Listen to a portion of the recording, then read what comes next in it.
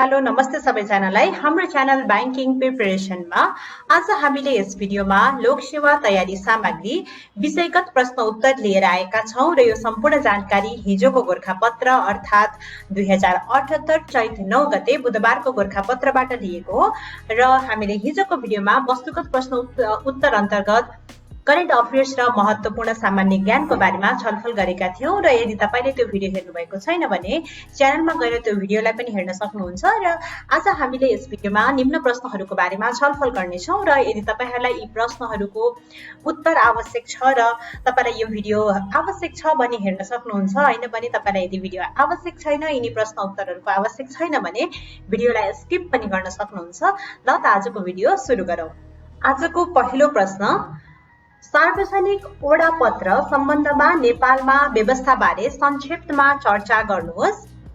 सार्वजनिक निकायले सेवा प्रवाह सम्बन्धमा सेवाग्राही प्रति गर्ने लिखित प्रतिबद्धता सार्वजनिक वडापत्र हो यो सार्वजनिक वस्तु तथा सेवा प्रदान गर्ने कार्यालयले उपलब्ध गराउने वस्तु तथा सेवा लाग्ने समय जिम्मेवार कर्मचारी प्रक्रिया दस्तुर लगायतका विषयमा सर्वसाधारण नागरिक सेवाग्राही एवं उपभोक्तासँग गर्ने प्रतिबद्धताको विवरण हो यसले सार्वजनिक निकाय र नागरिक बीच असल सम्बन्ध विकास गर्न सहयोग गर्ने नागरिक मैत्री कार्य गर्ने भएकाले यसलाई नागरिक वडापत्र पनि भनिन्छ नेपालमा यस सम्बन्धमा निम्न व्यवस्था रहेका छन् सुशासन व्यवस्थापन तथा सञ्चालन ऐन 2064 र नियमावली 2065 लागू गरिएको छ उक्त ऐन नियमले सरकारी कार्यालयमा नागरिक वडापत्र राख्नुपर्ने व्यवस्था गरेको छ नागरिक वडापत्रमा उल्लेख गर्नुपर्ने कुरा स्पष्ट गरेको छ जसमा कार्यालयले दिने सेवा र त्यसको प्रकृति सेवाग्राहीले सेवा प्राप्त गर्न पूरा गर्नुपर्ने कार्यविधि सेवा प्रदान गर्न लाग्ने समयावधि सेवा प्रदान गर्ने पदाधिकारी र निजको कार्यकक्षको विवरण सेवा प्राप्त गर्न लाग्ने दस्तुर लगायतका विवरण उल्लेख गर्नुपर्ने व्यवस्था छ यस्तै गरी नागरिक वडापत्र बमोजिम सेवा प्रवाह गर्नु सम्बन्धी कार्यालय प्रमुख तथा अन्य कर्मचारीको कर्तव्य हुने व्यवस्था छ नागरिक वडापत्र बमोजिम कार्य सम्पादन नभई सेवाग्राहीले सेवा प्राप्त गर्न नसकेमा सम्बन्धित कार्यालय प्रमुख तथा सोको जिम्मेवार कर्मचारी उप विभागीय कारबाही हुन सक्ने व्यवस्था छ यस्तै गरी सार्वजनिक वडापत्र सम्बन्धमा नेपालमा भएका व्यवस्थाहरूमा नागरिक वडापत्र बमोजिम कार्य सम्पादन नभई सेवाग्राहीले सेवा प्राप्त गर्न नसकी सेवाग्राहीलाई कुनै हानि नोक्सानी भएमा सो बाबत क्षतिपूर्तिको व्यवस्था यस्तो क्षतिपूर्ति तत्काल सेवा प्रदान नगर्ने जिम्मेवार कर्मचारीबाट असुल उपर गरी सेवाग्राहीलाई उपलब्ध गराउनु पर्ने व्यवस्था छ उपरोक्त व्यवस्था भए पनि यस्ता व्यवस्थाको प्रभावकारी कार्यान्वयन तथा पालना हुन नसकेको अवस्था रहेको छ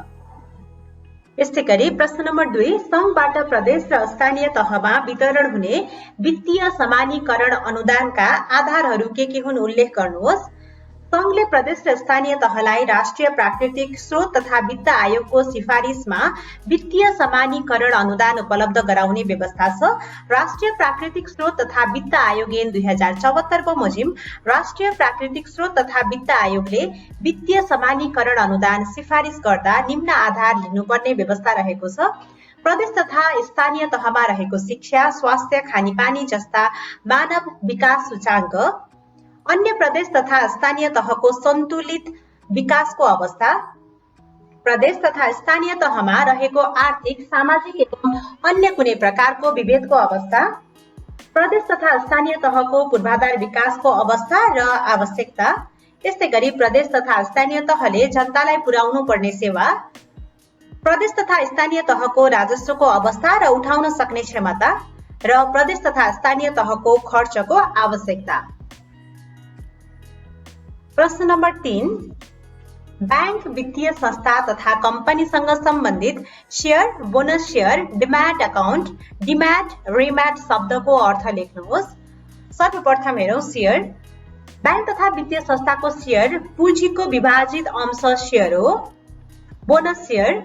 कम्पनीको मुनाफाबाट भएको बचत वा जगडा कोषलाई पुँजीकरण गरी शेयर धनीलाई अतिरिक्त शेयरका रूपमा जारी गरिएको शेयर बोनस शेयर हो यसले बचत वा जगडा कोषलाई पुँजीकरण गरी शेयरको चुक्ता रकम वृद्धि गरेको अवस्थालाई समेत जनाउँछ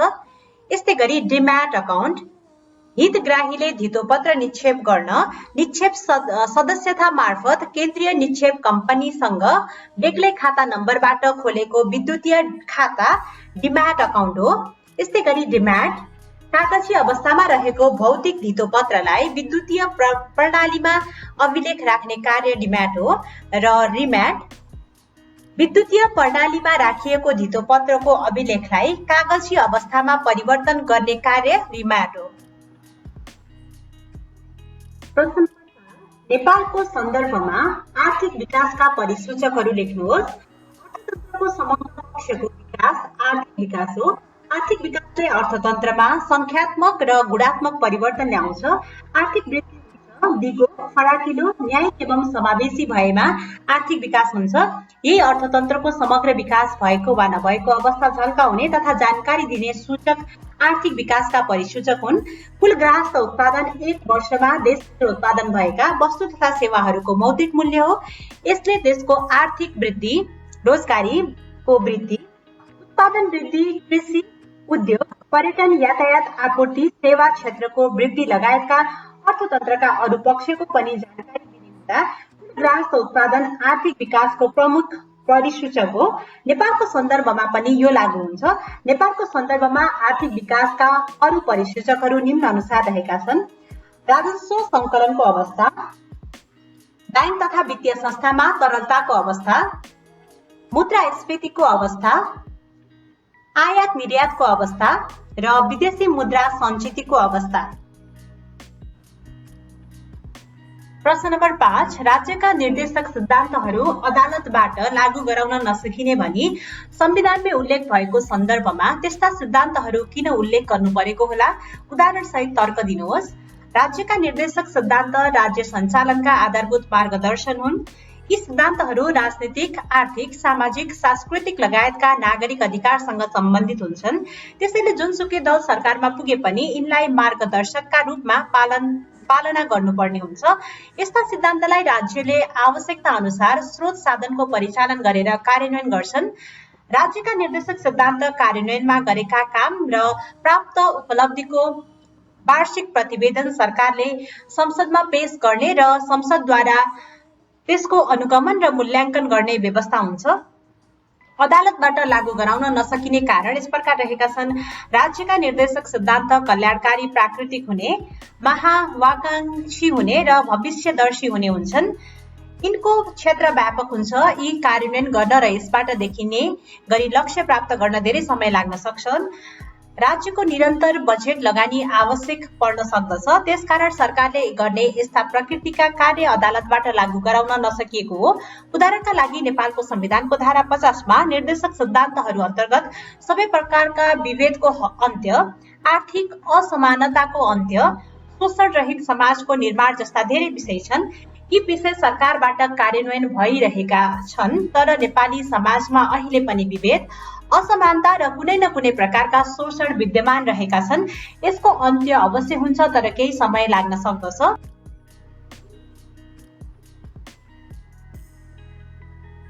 यसै गरी अब हेरौं राज्यका निर्देशक सिद्धान्तहरू अदालतबाट लागू गराउन नसकिने भनी संविधानमा उल्लेख गर्नुपर्नका कारणहरू यस प्रकार रहेका छन्। संविधान देशको मूल कानून हो। संविधानका प्रावधान कार्यान्वयन गर्न अरू कानूनहरू तर्जुमा गरिन्छन्। ऐन, नियम, निर्देशिका संविधान अनुकूल तर्जुमा गरिएका हुन्छन्। संविधान, ऐन, नियमको पालना गर्नु सरकारको दायित्व हो। संविधानको पालना र कार्यान्वयनमा व्यवस्थापिका संसदले समय समयमा सरकारलाई निर्देशन दिने र आवश्यक सहयोग गर्ने गर्दछ। सरकारसँग साधन स्रोत परिचालनको अधिकार हुने र यही मार्फत संविधान कार्यान्वयन गर्न सरकारले बहुआयामिक भूमिका निर्वाह गर्ने भएको कारणले गर्दा देहायका राज्यका निर्देशक सिद्धान्त संविधानमै उल्लेख गर्नु परेको हो। देशको स्वतन्त्रता, सार्वभौम सत्ता, भौगोलिक अखण्डता र स्वाधीनतालाई सर्वोपरि राख्न, सार्वभौमिक समानताका आधारमा अन्तर्राष्ट्रिय सम्बन्ध कायम गरी विश्व समुदायमा राष्ट्रिय सम्मानको अभिवृद्धि गर्न, नागरिकको जीव, धन, समानता र स्वतन्त्रताको संरक्षण गर्न, सबै प्रकारका विभेद, शोषण र अन्यायको अन्त्य गरी सभ्य र समानतामूलक समाज निर्माण गर्न, श्रमको सम्मान, उद्यमशीलता, अनुशासन, मर्यादा र सहिष्णुतामा आधारित सामाजिक सांस्कृतिक मूल्यको विकास गर्न, सार्वजनिक, निजी र सहकारी क्षेत्रको सहभागिता तथा विकास मार्फत उपलब्ध साधन र स्रोतको अधिकतम परिचालन राज्यका निर्देशक सिद्धान्तहरू अदालतबाट लागू गराउन नसकिने भनी संविधानमा उल्लेख गर्नुपर्नका कारणहरूमा रहेका छन्। तीव्र आर्थिक वृद्धि हासिल गर्दै दिगो आर्थिक विकास गर्न, प्राप्त उपलब्धिको न्यायोचित वितरण गरी आर्थिक असमानताको अन्त्य गर्न, शोषण रहित समाजको निर्माण गर्न, राष्ट्रिय अर्थतन्त्रलाई आत्मनिर्भर स्वतन्त्र बनाउन, उपरोक्त सबैले स्वीकार गरेका कार्य जुन दल सरकारमा आए पनि साझा रूपमा कार्यान्वयन गर्नका लागि संविधानमा राज्यका निर्देशक सिद्धान्तहरू उल्लेख गरिन्छ। अब हेरौँ त्यस्तै गरी प्रश्न नम्बर 6, अन्तःशुल्क अधिकृतले कुन कुन अवस्थामा अन्तःशुल्क निर्धारण गर्न सक्ने व्यवस्था छ उल्लेख गर्नुहोस्। देखाएको कुनै अवस्थामा अन्तःशुल्क अधिकृतले अन्तःशुल्क निर्धारण गर्न सक्ने व्यवस्था अन्तःशुल्क ऐन 2058 ले गरेको छ। म्याथ भित्र अन्तःशुल्क विवरण पेश नगरेमा, अधुरो वा त्रुटिपूर्ण अन्तःशुल्क विवरण पेश गरेमा, झुटा अन्तःशुल्क विवरण पेश गरेमा, अन्तःशुल्कको रकम कम देखाएको वा ठीक नभएको भन्ने विश्वास गर्नुपर्ने आधार भएमा, बिक्री मूल्यमा न्यून बीजकीकरण गरेको भन्ने विश्वास गर्नुपर्ने आधार र कारण भई पुनः मूल्य निर्धारण वा अतिरिक्त मूल्य निर्धारण गर्नुपर्ने भएमा, यस्तै गरी अन्तःशुल्क लाग्ने वस्तु वा सेवाको उत्पादन प्रतिलब्धि तोकिएकोमा सो अनुसारको उत्पादन प्रतिलब्धि नपुगेमा, निष्कासन गरेको मदिरा र चुलाइमा जाने पदार्थको अल्कोहलको मात्रा 1% भन्दा बढी फरक परेमा, अन्तःशुल्क छलेमा र इजाजत पत्र नलिई अन्तःशुल्क लाग्ने वस्तुको कारोबार गरेमा। प्रश्न नम्बर 7, गाउँपालिका तथा नगरपालिकाको प्रमुख प्रशासकीय अधिकृतको काम, कर्तव्य र अधिकार के हुन् उल्लेख गर्नुहोस्। गाउँपालिका तथा नगरपालिकाको प्रमुख प्रशासकीय अधिकृतको काम, कर्तव्य र अधिकार निम्न अनुसार छन्। गाउँ नगर सभा र कार्यपालिकाको सचिवका रूपमा कार्य गर्ने, सभा र कार्यपालिकाको निर्णय कार्यान्वयन गर्ने गराउने, अध्यक्ष वा प्रमुखको निर्देशनमा वार्षिक कार्यक्रम तथा बजेट तर्जुमा, कार्यान्वयन र अनुगमन तथा मूल्याङ्कन गर्ने गराउने, यस्तै गरी आर्थिक कारोबारको अभिलेख व्यवस्थित राख्न लगाउने, आय व्ययको लेखा परीक्षण गराउने, बेरुजु फर्सेट गर्ने गराउने, यस्तै गरी आयोजनाहरूको फराफरका लागि प्रतिवेदन तयार गरी कार्यपालिकाको बैठकमा पेश गर्ने, चल अचल सम्पत्तिको संरक्षण गर्ने, लगत राख्ने तथा अदावधि गर्ने गराउने, अध्यक्ष वा प्रमुखको निर्देशनमा कार्यपालिका तथा सभाको बैठक बोलाउने र बैठक सम्बन्धी आवश्यक कार्य गर्ने गराउने, कार्यपालिकाको निर्णय प्रमाणित गर्ने गरी गाउँपालिका तथा नगरपालिकाको प्रमुख प्रशासकीय अधिकृतको काम, कर्तव्य र अधिकारहरूमा रहेका छन्। सभा र कार्यपालिकाको निर्णयको अभिलेख सुरक्षित गर्ने, न्यायिक समितिबाट भएको मिलापत्र तथा निर्णय सम्बन्धी मिसिल संरक्षण गर्ने गराउने, गाउँपालिका वा नगरपालिकाको प्रशासकीय नियन्त्रण गर्ने, आर्थिक नियन्त्रण गर्ने, सार्वजनिक खरिद योजना तयार गरी खरिद सम्बन्धी कार्य गर्ने गराउने र सभा वा कार्यपालिकाले तोकेको अन्य कार्य गर्ने गराउने। यस्तै गरी आजको अन्तिम प्रश्न नम्बर 8, नेपालको संविधानमा मौलिक हकका रूपमा बाल बालिकाका लागि के कस्ता हकको व्यवस्था छ उल्लेख गर्नुहोस्। नेपालको संविधानको धारा 39 मा मौलिक हकका रूपमा बाल बालिकाका लागि विभिन्न हकको व्यवस्था छ, जसलाई निम्न अनुसार उल्लेख गर्न सकिन्छ। पहिचान, नामकरण र जन्म दर्ताको हक, परिवार तथा राज्यबाट पाउने सबै सेवा सुविधाको हक, शिक्षा, स्वास्थ्य, पालन पोषण, उचित स्याहार, खेलकुद, मनोरञ्जन तथा सर्वाङ्गीण व्यक्तित्व विकास, बाल विकास तथा बाल सहभागिताको हक, जोखिमपूर्ण काममा लगाउन नपाइने, यस्तो कार्य दण्डनीय हुने र पीडितले क्षतिपूर्ति पाउने, बाल विवाह, गैर कानुनी ओसार पसार, अपहरण, बन्धक गर्न नपाइने, यस्तो कार्य दण्डनीय हुने र पीडितले क्षतिपूर्ति पाउने,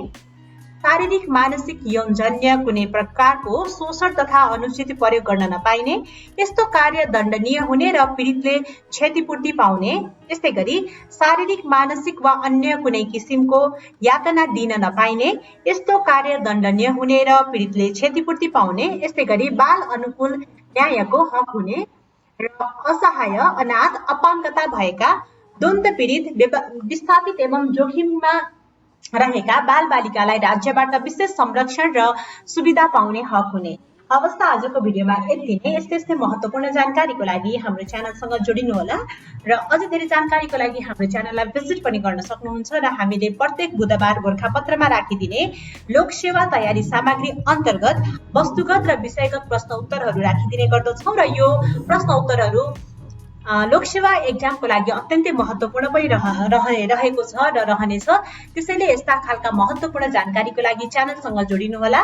र यदि तपाईहरू हाम्रो च्यानलमा पहिलो पटक आउनु भएको छ र च्यानललाई सब्स्क्राइब गर्नुभएको छैन भने च्यानललाई सब्स्क्राइब पनि गर्न सक्नुहुन्छ र यदि तपाईलाई यो भिडियो मन परेको छ भने भिडियोलाई लाइक पनि गर्नुहोला र यदि तपाईले हामीले राखेको हिजोको गोरखापत्रको वस्तुगत प्रश्न उत्तर हेर्नु भएको छैन भने च्यानललाई भिजिट गर्न सक्नुहुन्छ। धन्यवाद।